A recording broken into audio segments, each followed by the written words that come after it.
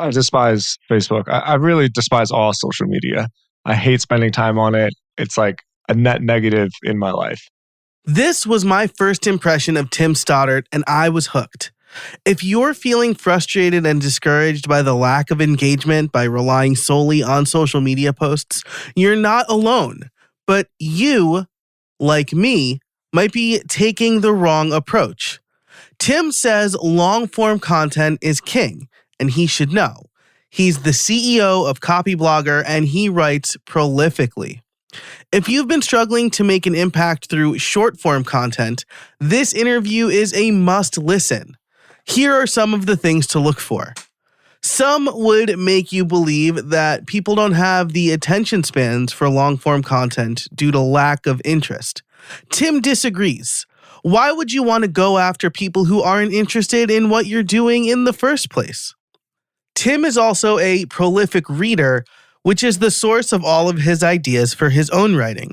He says reading enables me to bounce ideas back and forth.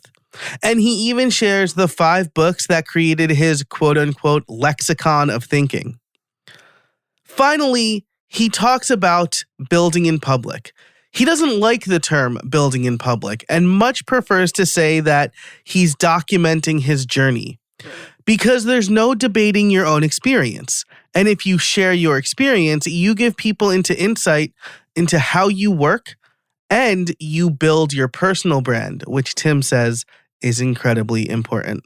I loved this interview. Tim is generous and he is a wealth of information, so much so that I decided to make the usually members only extended version of this episode available for everybody. So I hope you enjoy it. And if you do like it, consider becoming a member over at casabona.org/join. But for now, let's get into the intro and then the interview. Hey everybody, and welcome to How I Built It, the podcast where you get free coaching calls from successful creators. Each week, you get actionable advice on how you can build a better content business to increase revenue and establish yourself as an authority. I'm your host, Joe Casabona. Now let's get to it.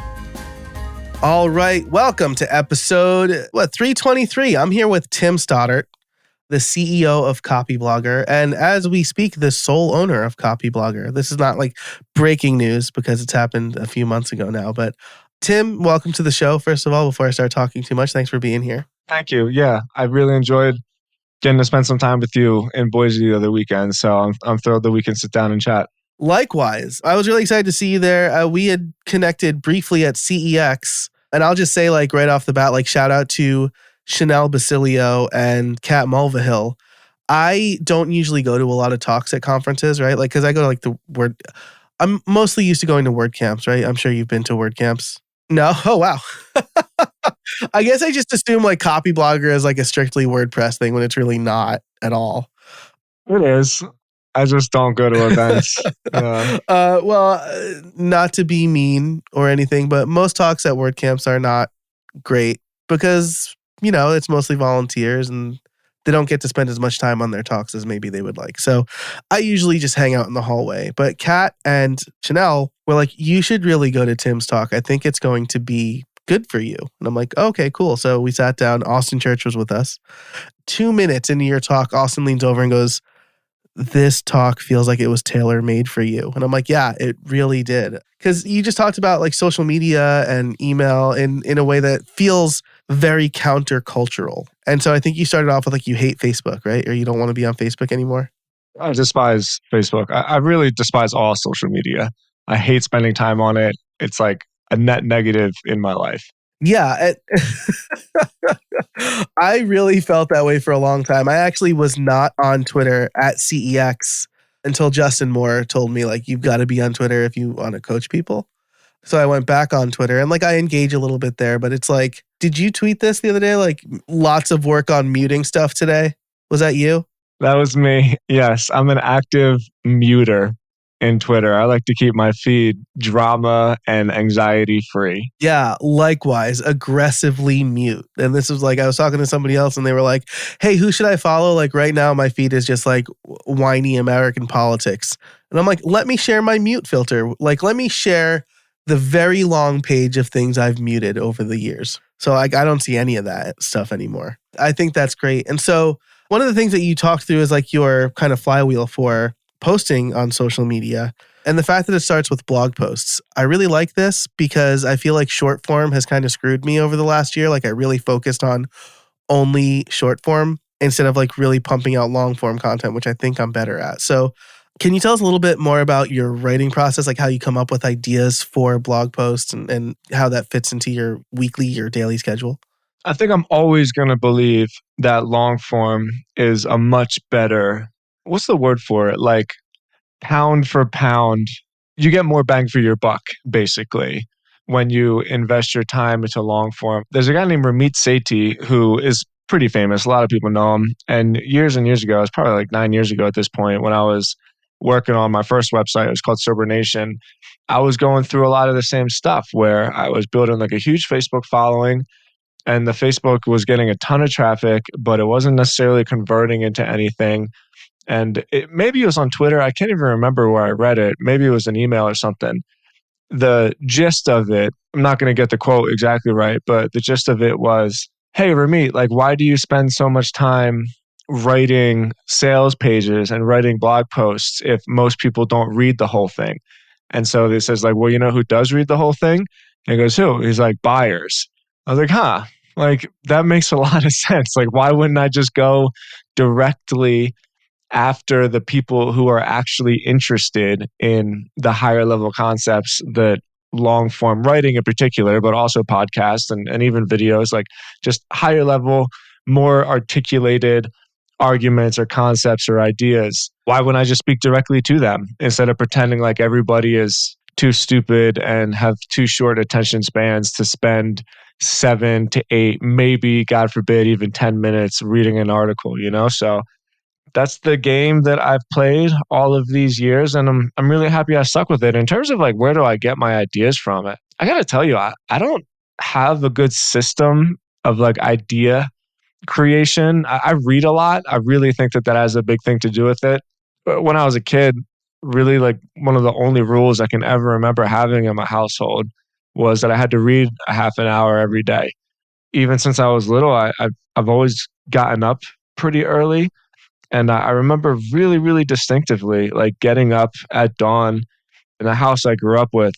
They had like the big old school heater vents, like the big square metal ones, you know, and my room was right above the actual heater. And I grew up in Philly in the Northeast. And so, like, in the wintertime, I just so distinctively remember waking up early, sitting right by my heater vent with a book, like Goosebumps, you know, like R.L. Stein.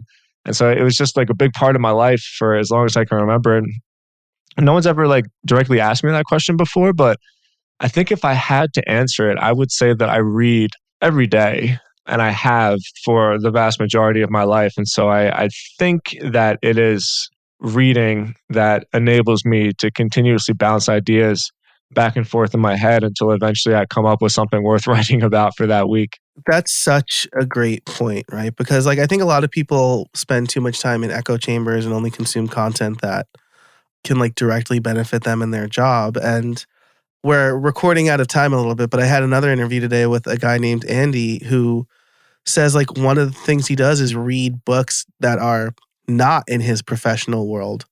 And that gives him ideas for what he can write about, which is, I think that's super great. Also, I live in Westchester, Pennsylvania now. So I'm from New York originally, but my wife's family is from around here. So I guess if you're familiar with the area, specifically Downingtown, which Donald Trump famously called a shithole back in 2016. Yeah, I remember. He said bad things happen in Philadelphia. And then the very next day, the entire city was like littered with shirts of Gritty. Just the whole front of the t-shirt was Gritty, and it just said bad things happen in Philadelphia. I was like, that's like the most perfect thing you could do to that city, is to give them an excuse to make a Gritty t-shirt that says bad things happen here. As a quick side quest, I'll never forget this. Like when they revealed or unveiled Gritty, The entire city of Philly was like, this looks terrible. And then the rest of the country was like, that is terrible. And Philly was like, how dare you? Exactly. I love Gritty. He's like one of my favorite things ever. He cracks me up. I love him. Amazing. We in the WordPress space, like there's the WAPU thing, and you have like custom localized ones for the WordCamps, and we did like a Gritty WAPU for WordCamp Philly one year. Awesome. I like this, right? It's very simple. You read a lot and it helps you generate ideas. And then when you sit down, you're ready to write and think about stuff. Now, you are the CEO of Copyblogger, but you also have a couple of other, like you have the Sober Nation website. Is there anything else that I'm missing here? This is what I have in your bio, but like, do you have any other personal blogs or anything like that? Just Tim Stodds. I mean, there's a bunch of other websites that my team and I have built and manage and own. And it's basically a media company at this point, almost like a holdings company.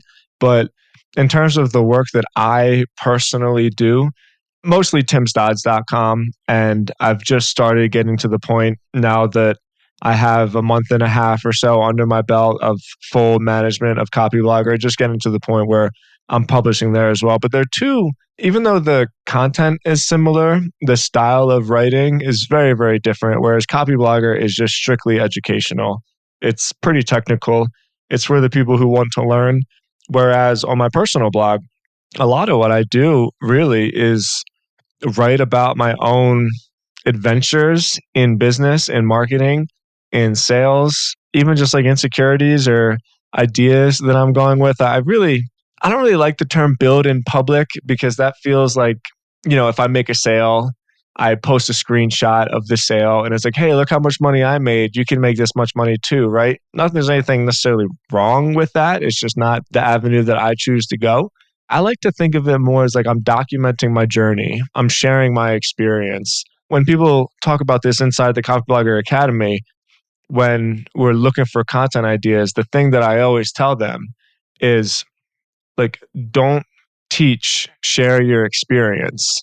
Don't come up with topics, just share your experience. And that's really what I do on Tim Stodds, my personal blog, more than anywhere else. But that's also, it's not the biggest following, but it's the people that know me the best because, it's my own name. I think people engage with that pretty well. I like that. I also love the framing, right? Documenting your journey because you see I don't know if you follow Kahi on Twitter. He's fantastic, right?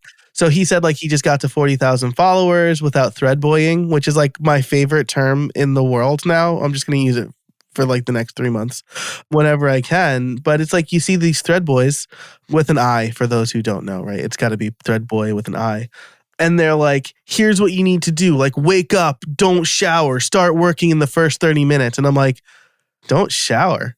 Like, is that, yeah, you're going to tell me that like I'm going to build a $1 million business by not showering? Like, what? That's such terrible advice. And then like later, like when people push back, he's like, well, this is just what's worked for me. And I'm like, I know that's a bad hook, but like it's disingenuous to be like, get all this work done by waking up at 5 a.m. and not showering and working 3 hours straight or whatever. Just drives me crazy. I agree. It makes it so. I had a mentor tell me once, which is really where I came up with this concept. He said, I don't have advice to give you. I just have experience to share. And what's important about that is there's no actual debating experience. Somebody can't say that you're right or wrong or that they agree with you or you're stupid or that you're even smart. It's just, this is my experience. And if you can learn something from it, great. If not, then it's not for you. And that's not a big deal. And so, regardless of what kind of content I'm creating, like coincidentally, live by some of those things. I definitely shower, but I've always woken up really early. Like I'm one of the weirdos that takes freezing cold showers. I've done it for years. I think the application for me has been that I don't care if you do what I do, and I don't have anything to sell you about doing what I do. This is just what I do.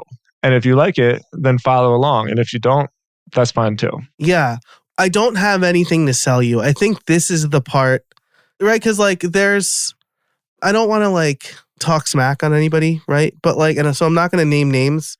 There's someone who's like, oh, last year I wrote 8 books and this year I'm going to write 16. And I'm like, 16, like, these are just going to be crappy books. Like, there's no way around it. But like, this person also sells like a cohort where he tells people how to write at volume. And I'm like, okay, so like what you're doing is kind of, it feels disingenuous. That's the thread boying stuff I don't like, where I feel like your approach, what like I really liked about your CEX talk is like, you're just like, this is how I do it. And this works for me and I like it and I hate social media. So I try to minimize my time there. Thanks. I don't know how else to be.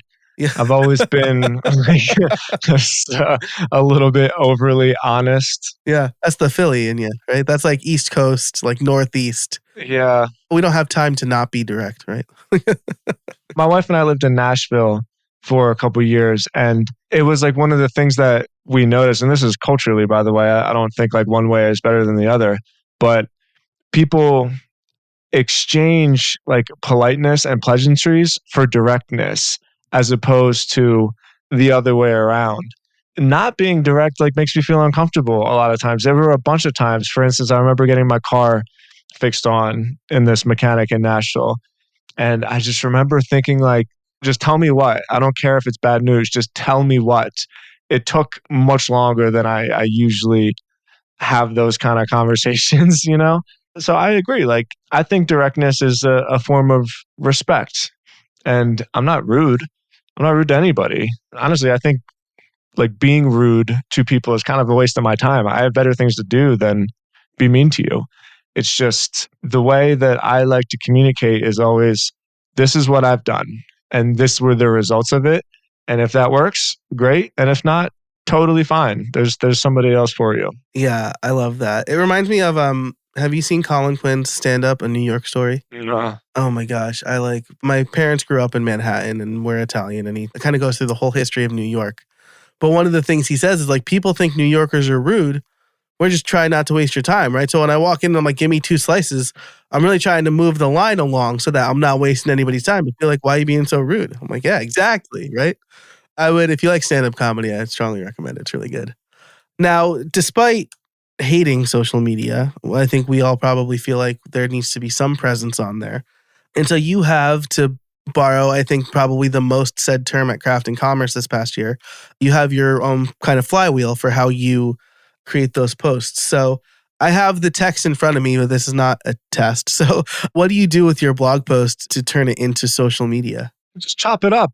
One of the things about social media, which I think creates a lot of anxiety for people, is to be successful on social media requires so much volume of content that they think they have to come up with something new all the time. And if you go through my Twitter feed, you'll notice that I say much of the same stuff. Sometimes I outright repeat myself. Not always. A lot of times it's just different variations of the same concept and maybe like a different way to look at it. But there's 2 lessons from that. One is that I think there's people that have different arguments with this, but I think it's better to be specific. I think it's better to be known to do something specific. And then as you can build a brand and build some awareness around your ideas, it's much easier to expand as opposed to start out being like a generalist, or I don't even know what you would call it. Probably an influencer is the right word, where you're just famous for being you, right? I think trying to start off that way is very, very difficult. And so from like a pragmatic standpoint, it's easier to specialize in a specific thing and then grow out from there. But also from a personal standpoint, because it is social media, Brian Clark, the founder of Copyblogger, and he's one of my good friends. He's like a hero to me for a vast majority of my life, right? He said, you always have to remember that there is somebody reading your stuff for the first time. And so even though you think you're repeating yourself, it's the first time that somebody is going to see it. And if you continuously swap out your message and try to reinvent yourself with the ideas and the content that you're creating, then you're missing 2 opportunities. You're missing for the opportunity for you personally to connect with that person. And then you're also missing the opportunity for the person to connect with you on what it is that you believe in and what you're actually trying to do. So that's always how I've approached it. And what does that have to do with blog posts, right? Well, even if you look at my blog, my personal blog, it's a lot of the same ideas. I've read probably like 6 or 7 books that have shaped my whole, let's call it like the lexicon of my thinking around business. Think and Grow Rich, probably the most influential one. The E-Myth by Robert Gerber. It really taught me about systems, and I really loved that. Lynchpin by Seth Godin, probably the book that changed my life more than any. Rich Dad Poor Dad taught me about wealth, even though like Robert Kiyosaki is a bit of a nutcase. That book is an absolute classic, and like you really, really, everybody who's interested in being wealthy should read it, because it taught me the difference between having money and having wealth, where having wealth means owning assets and having money just means having money. And like you can lose your money instantly, but your assets are always creating wealth for you. There's a couple more, but there's 5 or 6 or 7 books that really have created the framework of what it is that I like to share with people and how I'm trying to apply those lessons in my own life, and then basically just sharing the results. And so even though I'm taking a blog post and I'm chopping it down into, let's call them micro pieces of content, in reality, even the blog posts are different variations of a lot of the same ideas. And it helps me. When I write, it helps me think. And that's why I respect writers so much, because great writers are great thinkers. And so if you can write well, you can think well. And in doing so, the writing is just as much a process of growth for me as much as it is a tool to brand myself, let's say. That's kind of the system that I just fell into. I didn't plan it. It's just what I do. I love to write. I created a way to make it much less complicated than it needs to be. There's a lot of really great stuff here. So, first of all, Brian Clark, lots of respect for him, right? Like, I mean, he's like, I'm not going to say an OG, but he's kind of an OG in like the blogging space, maybe. You have to remember there's always someone reading your stuff for the first time. This is super important, right? The way that this idea was crystallized for me is someone was like, what's your open rate on your email newsletter? I'm like, all right, like 46%. And they're like, okay, and that's like good, right? Like usually it's around 30 or whatever. Now look at your last post, like on Twitter, and look at how many people viewed it versus how many people interacted with it versus how many people follow you. And I'm like, yeah, this is, people are seeing just a tiny percentage of what I'm putting out, or a tiny percentage of people even in my orbit are seeing what I put out. So like publishing the same idea a bunch of times is fine. You're gaining new followers. Maybe you reword it in a way that resonates with them differently. On both Twitter and LinkedIn today, I published I feel like it's like quarterly. If you say people just want to hear the raw conversation, I think that it's lazy. And the way I framed it today was like, you can't be Joe Rogan. Like nobody can be Joe Rogan except Joe Rogan. So you can't do the things that Joe Rogan does because you don't have 11 million downloads per episode on an exclusive platform. You know, that got more and different, and even comments from the same people who probably forgot I wrote it. So like, I really like that. And then great writers are great thinking. Like getting into the habit of writing is, I think, one of the best things you can do for yourself. Like even if you don't publish it, right? But like writing, I write every morning, like by hand on my Kindle Scribe or an actual notebook. And then, I don't know, I write probably 2,000 or 3,000 words a day based on whatever I'm creating. Like you said, it helps me think. I'm with you. I think I would push back on something that you said. I mean, look, I don't go anywhere without my notebook. If I turn the camera, I got piles and piles of notebooks. It's just how I've been. I have basically documented my entire life by writing every morning, and I do like an inventory every night as well. But I think that there's an important distinction, which is you do have to publish, because if you don't publish, it doesn't count. It's a bad habit for people to create art in whatever it is that they're doing, whether they're, I don't know, making jewelry or a painter, or even if they're a lawyer, you know, like there's art in everything. It's the gift that you share with the world is basically art. And I don't think it helps anybody to keep all of your paintings in your closet. And I don't think it helps anybody to keep some of your best ideas hidden away in a filing cabinet. Sure, it's writing. And if the process of you doing that is just to unscatter your brain, cool. There's totally a place for that. I'm not saying that if you don't publish your writing that you're like a fraud. There's plenty of things that I write that I don't publish. In the world that we live in right now, way, way more of a problem to be invisible than it is to be ridiculed. And we're also scared of being ridiculed, and we're also scared of putting our stuff out there. But in reality, not being ridiculed is way more dangerous. But it just doesn't feel that way because our brains are still hardwired to live in caves. And we think that being isolated and being kicked out of the tribe, like you're dead, basically. You get kicked out of the cave or you offend the chief and something eats you. Like you're alone in nature, you're dead. And that's really powerful. And it's still very powerful internally. Like those forces really mean it's basically like the oldest evolutionary force that makes all of us. And the act of putting yourself out there every day is a daily, what would you say? It's like a daily mastery of the survival mechanisms that don't actually serve you anymore. And so, yeah, write every day, totally. But if you don't publish it, it doesn't count. And that's, I think, a really important thing that I've done for years and years and years. And drop by drop, it fills the bucket. Everything that you put out there, even if you don't think people are reading it, they are. And it's just something that I think is important that passes a lot of people by. Yeah, they are, or they will, right? Like, I mean, you can write a blog post and then maybe 6 months from now, someone finds it and shares it or whatever. I think I wrote a blog post in like 2010 about like setting up, it was like quick filters or something in Gmail that is to this day my top performing blog post. Yeah. So, I mean, you're right. Absolutely. If you don't publish, it doesn't count. I think that's funny because I tell people the same thing they're like, how do you get comfortable in front of the microphone, in front of the camera? And I'm like, you just you have to record. I know that's a really annoying answer, but like the more you do it, the more comfortable you'll be. And so I gave listeners an out by saying you don't have to record, but you should do what Tim does and publish.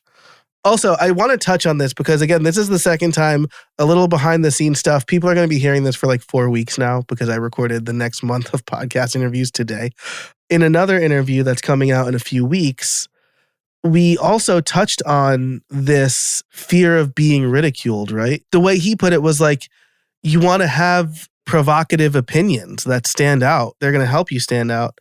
I said like probably in like mid 2020, I got like real gun shy about posting anything on social media, right? Because this was like the height of like say the wrong thing and you're canceled. It felt like, and even though I'm really direct most of the time, I'm a New York Italian. We just always say how we're feeling. I feel like I internalized that, and I'm finally just coming around to no, I should have like provocative opinions, right? I certainly don't care if I get ridiculed, but like I kind of was worried about getting like dragged on Twitter, which I guess is the same thing, right? And so I'm really glad you brought that up. I feel like it's going to be like a recurring theme for the summer. Probably. Yeah. And there's a lot of nuance there because Twitter, especially, I'm less and less excited about Twitter. I don't even know how many of these people are people. I don't think a lot of them. Seriously, I'm starting to think there's like multi-million-dollar troll farms where there's just hundreds and thousands of people that do nothing but reply to stuff just to make people angry. I'm really, really careful about that. But the only reason why I say that is because I think it's important to make the distinction between having an opinion and being provocative. And this is something that I've recently just learned. My wife was talking about it in one of her it was a class that she was in, maybe it was a psychology class or something, but she talked about the half-life of anger and tribalism and about how much more longevity there is in positive affirmation and in positive service, where it's pretty easy to get quick dopamine hits and to get, I mean, in the 2023 version, we'd say go viral. It's pretty easy to do that by making people angry, but it's a very bad strategy. And so I guess it's just semantics now, whether we're talking about being provocative. I suppose there's a difference in being provocative than just being a dick. And like, I think being provocative as a strategy, like I'm going to intentionally be provocative because I want people to notice me. I don't think that makes any sense because people are going to forget about you really quickly. And it's true that people don't forget the way that you made them feel. Why would you want to make people feel a way about your work that is going to incentivize them to buy from you. Like, I'm an entrepreneur, and I say that as almost a separator where I don't view myself as a creator. And if you do view yourself as a creator, I'm not saying that that's bad. I'm just saying that one of the things that I learned from Copyblogger is that your content isn't your product. Your content is your marketing for your product or for your service. And so creating content for the sake of creating content, where like, this is what I created, look at it. That's not something that I've ever done. And if you want your content to be the product, you have to be a little bit provocative, because that's like the best way to get the content itself spread, right? But if the things that I create are actually a mechanism of trust and a mechanism of not just good feelings, like a connection, let's call it, then that's like a much, much better way to build a business. And I've always stuck to that way. And I don't think I'm going to be very famous, but I think I'll be pretty wealthy. I've heard this put a few different ways, right? One is like, in 200 years, people are going to remember Bill Gates, but they're not going to remember Steve Jobs, which like right now feels like heresy, right? Because like Steve Jobs is a hero, but like Steve Jobs is a within our lifetime hero who didn't do a lot of outward philanthropy. I'm not saying he didn't do any, but Bill Gates does a lot more outward philanthropy. And so like that will be the name that people remember. And again, I know that's like heresy to like the Apple tech people, and I'm really sorry, but it's probably true. PCs are better. What's that? I said PCs are better. Oh, dang. That's provocative. But again, let's look at, I'll try to keep it bipartisan here, but like Bill O'Reilly, switching bills now, fired in disgrace from Fox News, gone. The biggest name in television, basically, gone. Keith Olbermann, not quite the biggest name, but pretty similar, right? Like he was fired in disgrace from multiple places, but most recently MSNBC. People aren't really talking about Keith Olbermann anymore. And more recently, like Tucker, right? I haven't heard about Tucker since he's been fired, really. He tried launching the Twitter show. He was regularly trending on Twitter for what he said on national television. So, like, I think you're absolutely right. Like, Tucker's going to have his little Twitter show. He'll probably start a podcast. He'll be fine for himself because he stoked anger in enough people. But like you said, he's a provocateur. When he stops provoking people, he doesn't have anything anymore. Yeah. And so I'm not disagreeing with you. Like, it's important to stand for something. It's like Tupac said, right? If you won't stand for something, you'll fall for anything. Like, be about something. Totally. When people ask me about social media, like, I'm not about social media. I want to get everything I can out of social media, and I want to give nothing to it. You're not getting any of my money. I'm going to take and take and take everything I can from social media. And I'm about doing real writing for real people, which means by proxy, like, I'm against short-term dopamine hits. And so like, I stand for something. It's not to say that you cower away from conflict, maybe. It's not about that. It's just being provocative as a strategy to be known. It's a really terrible, and it's stressful. Like, it's stupid. Why would I actually want to live my life that way? It doesn't make any sense to me. That's like people who argue with people on Twitter all day, right? I had a friend who, like, every time Donald Trump tweeted, he would like tweet something not nice, I guess, to put it lightly, at him. And I'm like, what are you doing, man? Like, this is such a waste. Why do you even follow him if he annoys you that much? Like, it's just not worth it, right? Like, my friend would watch political shows of people he hated. And I'm like, why? He's like, I don't know. And I'm like, stop. You're so mad for no reason right now. Like, so I fully agree, right? There's a difference between, again, let's go back to my editing your podcast comment, right? I want podcasters to have good shows that grow. And most podcasters need to edit their podcast because of it, right? I'm not saying like, if you don't edit your podcast, you're stupid, right? That's provocative. If you really want to put time and effort into your podcast, it needs to be edited. Most people don't just want the raw conversation, or it at least needs to be prepped, right? Like, so your recent episode where you guys did like breakdowns of landing pages, which I really enjoyed. Oh, cool. I didn't know you listened to the show. Thank you. Oh, yeah, totally. I don't know if that was edited, but it was certainly prepared, right? Like, you didn't just go, oh, let's find some stuff to talk about. Like, you had Eric, is that your co-host's name? Ethan. Sorry. Yeah. Yeah. And it was edited. Of course it was. Yeah, right. Yeah, cool. So that's like, I was like fishing to make sure I wasn't just like insulting you to your face, I guess. Oh, are you kidding me? Do you know how many times I screw up doing it? Like, I screw up all the time. There's plenty of times where my editor's name is Isaac, And so, can I curse on your show? Sure. Okay. So, like, if we're doing something and I fuck up, I'm like, oh shit, Isaac, I fucked up. And then, like, I'll just say the timestamp and I'll be like, edit here. Okay, here we go. And then, like, I'll put him back in. So, of course, I edit. Nobody wants to hear that. Nobody wants to hear, oh, can we start over again? But my goal is to make the best show possible. So, I'm going to edit. Yeah, for sure. And like, so, again, this is maybe West KO says it's like a spiky point of view. Maybe that's the better way to put it is people who say my listeners want to hear the raw conversation are being lazy. Like they just don't want to put the time into editing. And so they've convinced themselves that they don't need to edit. But again, that's different from saying like, hey, you're a dumb person, right? Or whatever. Like anybody who edits is terrible or who doesn't edit is terrible. Man, this is great. I want to end with potentially another spiky point of view here because the other thing that you broke down in your CEX talk was your email sequences, right? And I follow like Jason Resnick. He has like a really complicated welcome sequence. He's a good friend of mine. He's great. I follow Rob and Kennedy from Email Marketing Heroes. Super smart guys. Like obviously they're killing it. They know what they're doing. But I tried implementing their process probably like at my scale. And I don't think it's working for me, right? It's clearly not because I'm not selling something to my email list every day, like which is what it seems like they're doing. Whereas your email sequence, again, like really people sign up. They get a little like, what is it, a couple emails, welcome sequence, one email, welcome sequence. And then it's like, hey, I have a membership. You should buy it if you like it, right? Basically, yeah. So maybe you could talk us through that in a better way than I just talked through it because I was doing it from memory. Kind of talk about like why you're doing it that way, like why you don't have this giant Rube Goldberg machine of personalization, like we're apparently told we're supposed to have. That's an interesting question. No one's ever said that to me before. There's three things.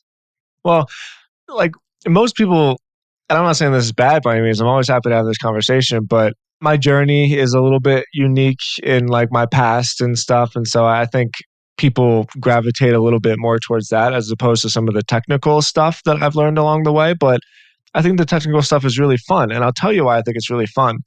And that's because I like money. And I do all of this because I want to make money.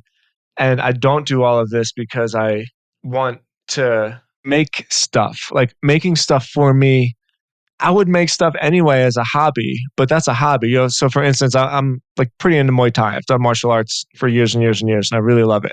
And I'm not going to turn that into a business because that is just an art for me that I get to share with other people, right? But if I am doing something as part of my business, there's one goal. I don't care about anything else other than the money that it made.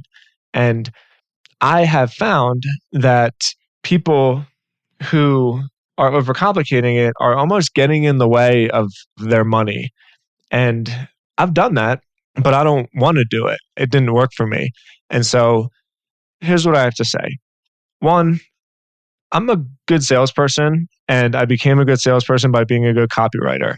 And it's not something that is easy, and it takes a long time, and it takes a lot of practice. And like you said, how do you get good? Hit record. Like it's repetitions. I don't think people spend enough time on repetitions and appreciating repetitions. And I've done a ton of reps on sales copy, a ton of reps on sales email, and I'm decent at it. I don't think anybody, the people that say they're good copywriters, right? It's almost like martial arts. Like you don't fear the person that says that they're good. You fear the person that like doesn't say anything, right? So I try to always be open to learning new stuff, but copy is a numbers game and my numbers are where I'm happy with them. And so there's that. And also from the simplicity point of view, this was kind of another copy blogger thing that I really, really took to heart. So don't let me get too into the weeds here, but copy blogger, when I bought it and for the majority of its life was nothing but a website. The business of Copyblogger was actually a bunch of different products that the blog of Copyblogger drove attention to. And so it's content marketing. People would read Copyblogger, they'd sign up for the email list, and then people would use the email list to sell some of the products. And one of those products was a website theme store called Studio Press. Really, really famous, really groundbreaking. The way that it's structured with Genesis and like parent and child themes and stuff. Anybody who's a WordPress nerd. Yeah, I loved it. I still use it. My personal blog is still on StudioPress. Is it the authority theme? I think so. Yeah. Yeah. I was looking at it. I'm like, this looks familiar. Yeah, I think it is. But nonetheless, one of the keystones of StudioPress back in the day was simple things don't break. And when I read that, I remember exactly where I was when I read it. I was like, damn, that is so freaking true. I mean, what stands the test of time, right? Like wheels do pretty good. You know what I mean? Like, So much so that people even say don't reinvent the wheel, right? Like it's like been around forever and doesn't need fixing. Yeah. it doesn't need fixing. Yeah, exactly. And it just saves my mental bandwidth. It saves the sophistication that I get pretty confused with. I'm like smart, I guess, right? But I'm not overly smart. And I get just as tripped up trying to untangle these email sequence webs as anybody else does, right? And so I have bypassed the sequencing game with the specificity game. If you sign up for Copyblogger, there's only one thing you're interested in.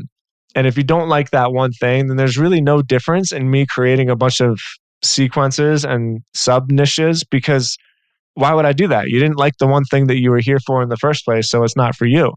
And the same is true with my agency. If you go to Stodzy, there's only one reason that you would be to that website.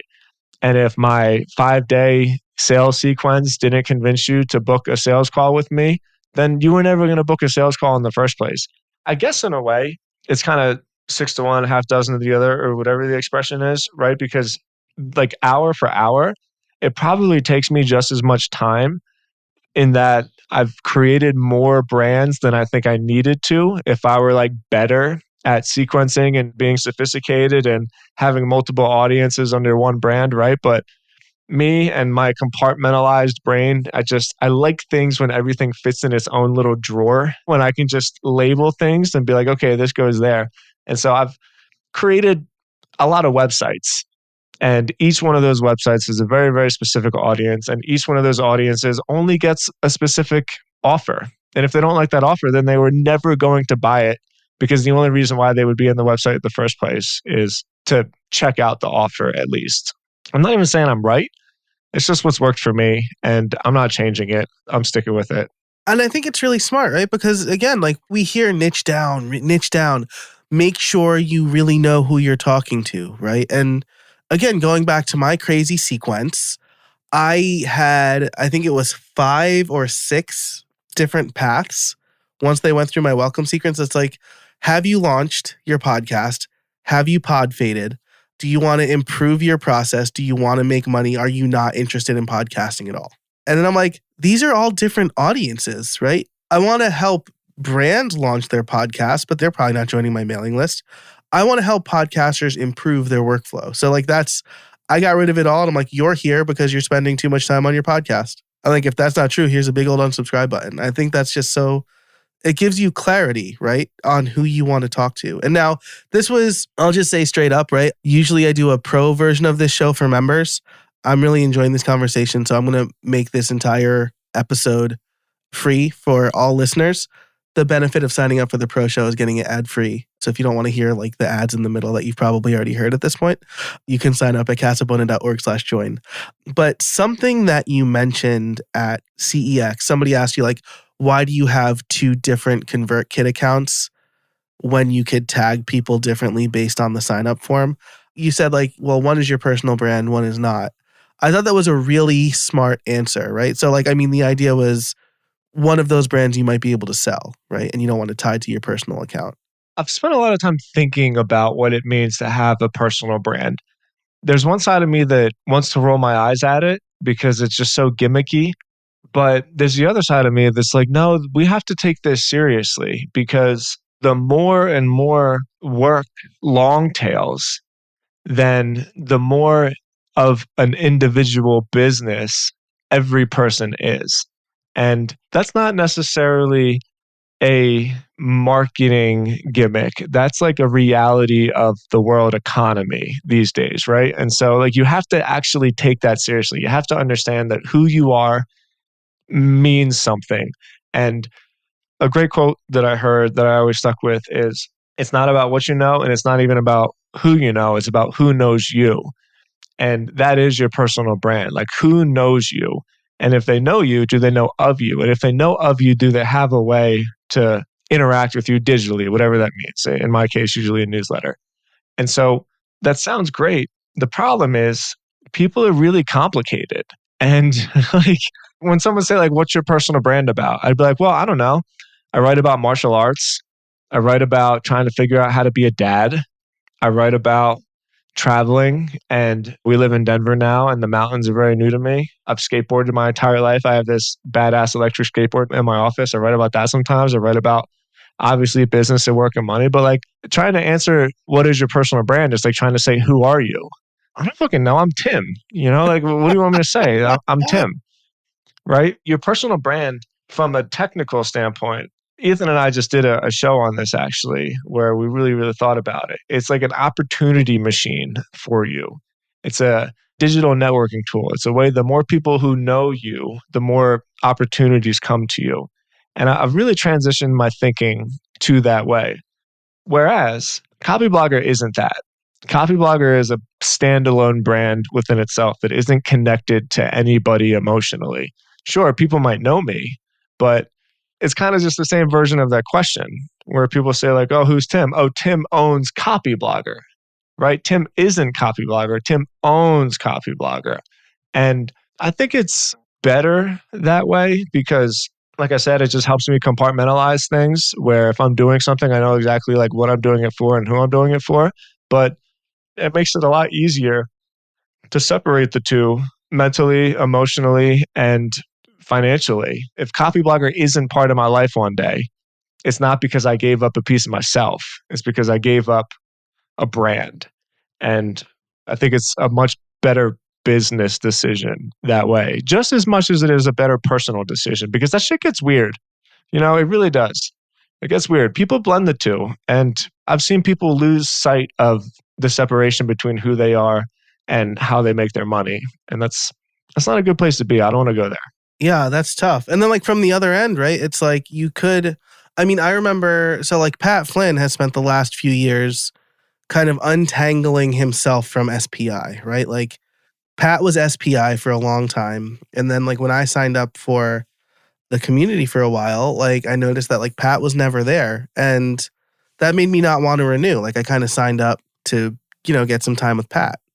And it makes perfect sense from his point of view. Like he has other stuff he's doing and it's grown to a point where like he can't possibly manage it himself by himself. And it shouldn't just be him anymore. But there are some growing pains there, right? Because for a lot of early followers, I assume like SPI was Pat Flynn and Pat Flynn was SPI. And now it's a community, but it's like a dangerous line you walk, right? Where like you could be so tangled with the brand that it negatively impacts you or it negatively impacts the business.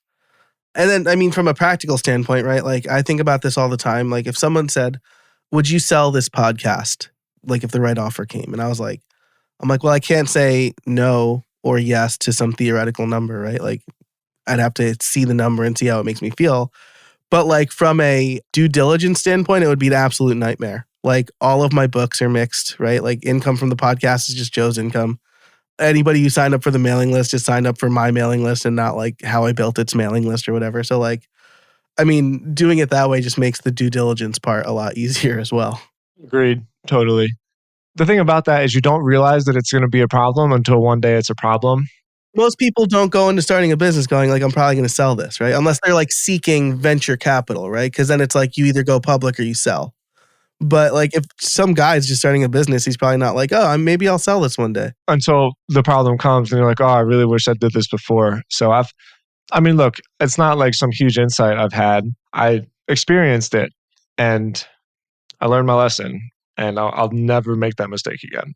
For sure. This was like Pippin Williamson. Do you know of Pippin? Pippin's plugins. He did like affiliate WP and easy digital downloads. But he came on the show years ago. And like he's the first person who like really crystallized that in my head. He's like, oh, every plugin has different bookkeeping. Like, what if I want to sell one? And I'm like, dang, you are so much smarter than me. Just more experience. Yeah. Tim, this has been great. I want to mention one more thing because you mentioned the fighters, right? The guy who says he's such a good fighter versus the guy who doesn't say anything. I have a personal friend who experienced that. Like, he was like he wanted to fight this guy so bad. And the guy was like, I don't want to fight. I don't want to fight. He's like, come on, bring it on. And then like he like swung at the guy and the guy just like kicked the out of him. Just like so hard. Turns out he was like a black belt in some form of martial arts. And he just didn't want to fight. Like, he knew what would happen. And I'm like, man, you got to slow your roll. Like, it's not worth it at that point. Like, you don't know who you're fighting. Yeah, and I have a little bit of a theory about that as well, because in order to get good at something, like being good at anything is so humbling. In the case of martial arts, it's extra humbling just because it's like very primal. You're like, there's a person that could kill me, and you have to actually just admit it, like, okay, this person would kill me. I have to be okay with that. And it's hard, but in anything in life, the process of getting good at it is just so painful that I think it's like cleansing. And then I think that process of being cleansed of the burden makes it so that you actually don't even care if people know that you're good at it anymore. I don't know. I guess that's a little bit like philosophical, but I've thought about that a lot with all the noise that you see and all the people that say, like, I know exactly how to do this. Like, listen to me. This is the way to do it. This is what it has to do with our conversation. I observe that a lot on the banter on social media. And every time I see that, the first thing I think of is like, this person hasn't actually been cleansed through pain of failure. Because how could they be? Because if they failed enough times, they would actually know that there's no one right way to do anything. And that their way was just their way. And if they knew that, they wouldn't be so eager to tell people how to do something. Rather, they would do, which is what I believe, which is share their experience. So maybe it comes around full circle. That's actually a bigger conversation. That's why I think martial arts is just so good, because it's the fast track to learning that painful life lesson that everybody inevitably gets to, and some people just get to it much quicker than others, and I think they're much happier than others. Yeah, for sure. They've proved through pain, and so they don't need to tell people, right? They don't need to scream, like, know how good I am, know how smart I am, right? I mean, there's a lot of ways it's been put, right? Like Teddy Roosevelt, speak softly and carry a big stick. Like my high school's motto was non vox sed votum, not words but deeds, right? And that sticks with me all the time. Like, and so I don't need to tell people like this is the one right way to do this.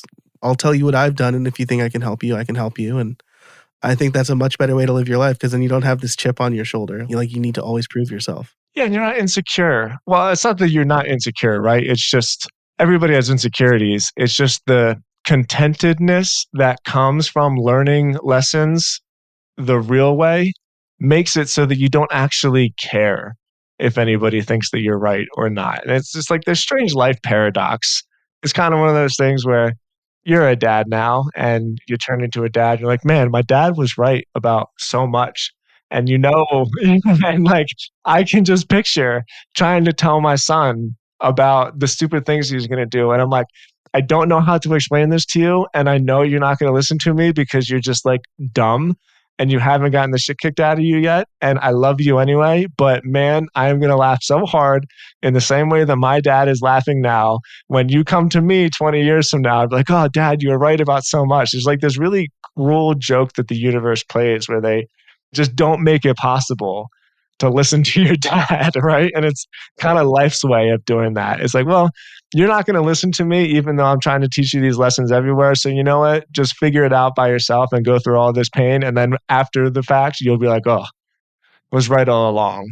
My dad has said to me, like, oh, I remember when I was a teenager and knew everything. And my daughter's 6, and I just laid that line on her because, like, I was telling my parents, I'm like, she's just like, she has opinions on everything and she thinks she's always right and she's always got something to say. And they just start laughing because I just described myself too. I'm like, dang, brutal. I know. I just like roasted myself inadvertently, which is crazy. Tim, this has been so much fun. We've been talking for an hour now. I want to respect your time, but I've really enjoyed this conversation. I hope those of you who have listened, who got all of the extra bits, also enjoyed it as well. But Tim, if people want to learn more about you, where can they find you? My website, timstodds.com, TIMSTODZ. I send out a newsletter every Friday, and people like it. So I hope you will too. Awesome. I will link to that and everything we talked about over in the show notes at howibuilt.it/323. howibuilt.it/323. Find all the links, more about our sponsors, sign up for Pro. I'll also link to Authority Pro. While you were talking, I checked the source and I confirmed that it's Authority Pro. I don't know if you know that I was a WordPress developer for like 20 years before I moved into podcasting. Yeah. I worked for like Crowd Favorite and all that stuff. So very different turn from WordPress development to podcast coaching. But Tim, thanks so much for spending some time with me and the listeners today. I really appreciate it. Yeah, likewise. All right, bro. Yeah, talk soon. Thank you for listening. Thanks to our sponsors. And until next time, get out there and build something.